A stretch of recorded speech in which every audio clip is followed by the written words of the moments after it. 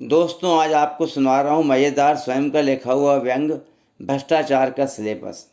यह बहुत अच्छा व्यंग है, आपको पसंद आएगा। आजकल देश में फैले भ्रष्टाचार ने किस्सा तोता मैना जैसे जगप्रसिद्ध किस्सों को पीछे छोड़ दिया है। प्राचीन समय में इतनी लोकप्रियता तो हितोपदेश तथा पंचतंत्र की कहानियों को भी नहीं मिली होगी।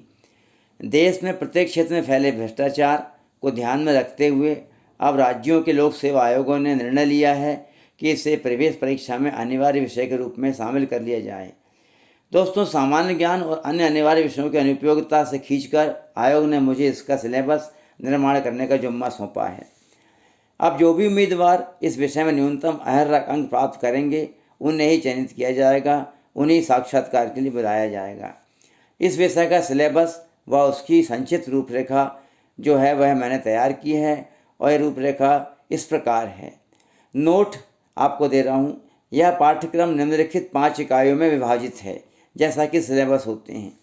विद्यार्थियों से अपेक्षा है कि वे विषय का समग्र अध्ययन करें, केवल सतही नॉलेज ना प्राप्त करें।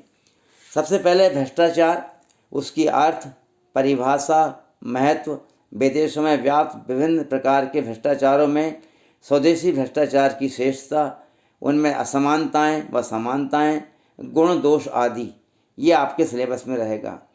विभिन्न विषयों से संबंध, भ्रष्टाचार का अन्य विषयों से क्या संबंध है, भ्रष्टाचार का गणित से, भौतिकी, दर्शन, मनोविज्ञान, राजनीति, समाजशास्त्र, तकनीकी जैसे फालतू व गैर जरूरी विषयों से क्या संबंध है, इनमें करप्शन की भूमिका क्या है, उपयोगिता तथा भविष्य के लिए संभावनाएं।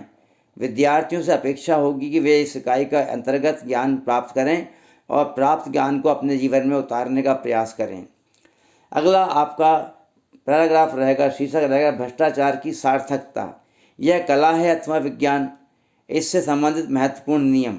भ्रष्टाचार के भी कुछ नियम है, वो आपको पता होना चाहिए, जैसे रिश्वत लेने का बाएं हाथ का नियम, रिश्वत के टूल्स, रिश्वत के प्रकार, करप्शन कोफिशिएंट, करप्शन तुलनांक, रिश्वत स्थिरांक तथा उन्हें ज्ञात करने की भिन्न विधियाँ। आपको रिश्वत स्थिरांक ज्ञात करना मालूम होना चाहिए। करप्शन के प्रमुख पाश्चात्य सिद्धांत, भारतीय सिद्धांत के साथ आप पाश्चात्य सिद्धांत का भी अध्ययन करें। देश को अंधे कुएं में ढकेलने में भ्रष्टाचार की भूमिका, आर्थिक उदारीकरण में भ्रष्टाचार की क्या उपाय देता है, यह आपको पता होना चाहिए। भ्रष्टाचार का विकास कैसे हुआ, स्वतंत्रता से पूर्व इस विधा के अवस्थित होने के कारण, अंग्रेजों का इसके बारे में ओपिनियन, स्वतंत्र भारत में भ्रष्टाचार के विभिन्न प्रकरण, चपरासी, क्लर्क, पटवारी, अफसर, नेता, उपनेता, राजनेता, उनकी पत्नियां, उनकी उपपत्नियों तथा रिश्तेदारों की भूमिका, यह आपको ज्ञात होना चाहिए। आपको बहुत विस्तृत तरीके से अध्ययन करना है। प्रमुख रिश्वतखोरों के नाम, उनका विस्तृत जीवन परिचय तथा इस क्षेत्र की महत्वपूर्ण उपलब्धियां भी आपको पता होना चाहिए। आगे, भ्रष्टाचार का भविष्य क्या है, कंप्यूटर युग में भ्रष्टाचार के नए मानदंड, विभिन्न प्रकरण, विधियाँ, उपविधियाँ, उपलब्धियाँ आदि। भ्रष्टाचार में दान तथा गिफ्ट की भूमिका, जुगाड़, प्रमोशन, टेंडर, लाइसेंस, अनुमति आदि में इसकी संभावनाएं आदि।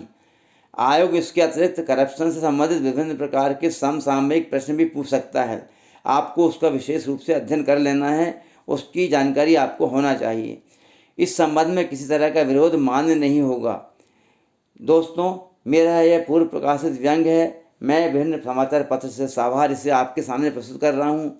आपको ये व्यंग पसंद आया होगा, इसे लाइक करें, चैनल सब्सक्राइब करें और आपके विचार मुझे कमेंट बॉक्स में ज़रूर दें। धन्यवाद।